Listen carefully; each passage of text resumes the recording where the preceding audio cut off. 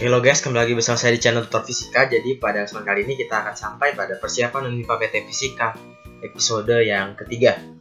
Nah, di episode ketiga ini kita akan lebih fokus kepada rekomendasi buku-buku bahasa Inggris yang membuat konsep kalian makin bagus dan pengetahuan tentang fisika kalian lebih luas lagi guys.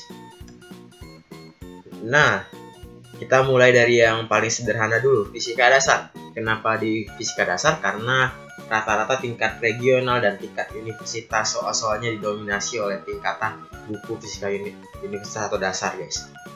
Nah, di sini saya punya satu rekomendasi yang paling kuat. Saya memilih Fundamental of Physics-nya Hade and Resnick, Macchio dan Walker, udah sampai edisi yang ke-11 guys. Karena buku ini bukan hanya konsepnya yang lengkap guys, tapi juga banyak soal-soal yang bisa kita gunakan untuk belajar guys.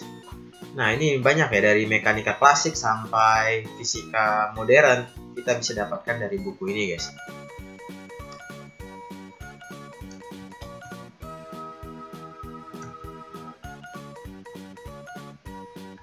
Nah, kemudian mekanika klasik guys. Kenapa saya menaruh mekanika klasik duluan guys? Karena mekanika klasik ini minim hafalan guys, jadi kita bisa mencuri poin yang lebih banyak di mekanika klasik. Kita memilih Introduction to Classical Mechanics-nya David Morin with Problem and Solution. Jadi ada soal dan jawabannya juga di dalamnya guys. Nah, dari yang paling mudah hingga Lagrangian dan Hamiltonian, kita cukup belajar dari buku David Morin guys. Kemudian kalau kalian ingin belajar gaya sentral lebih lengkap, ada di bukunya Classical Mechanics atau sampai area guys.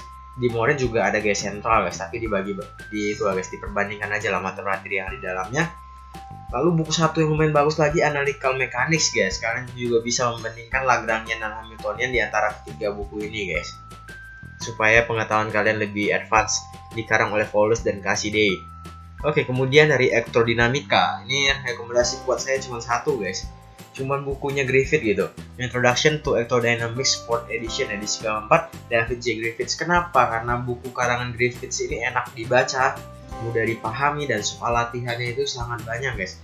Saya rasa kalau kalian bisa menguasai semua konsep dalam buku ini, mau soal gimana pun dikasih, kalian masih bisa jawab guys. Untuk elektrodinamika, termodinamika dan fisika statistik, selama kuliah saya menggunakan bukunya Search dan Salinger, Thermodynamics, Kinetic Theory, Statistical Thermodynamics. Semuanya udah lengkap di dalam buku ini guys. Tapi ada satu buku yang lebih enak dibaca guys. Saya lebih suka bukunya Concept in Thermal Physics, karangan Stephen J. Bandel and Catherine M. Blandel dari Oxford.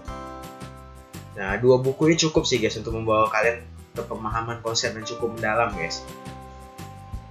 Kemudian fisika modern pasti tidak asing guys. Salah satu buku yang sangat fenomenal yang kita pakai sehari-hari itu Concept of Modern Physics, Arthur Beiser guys. Dia dari pergeseran merah, dari yang paling muda, ambulan Rutherford, semuanya ada di sini guys. Lengkap pokoknya guys. Sampai di fisika kuantumnya sederhana pun ada di bukunya Arthur Beiser guys.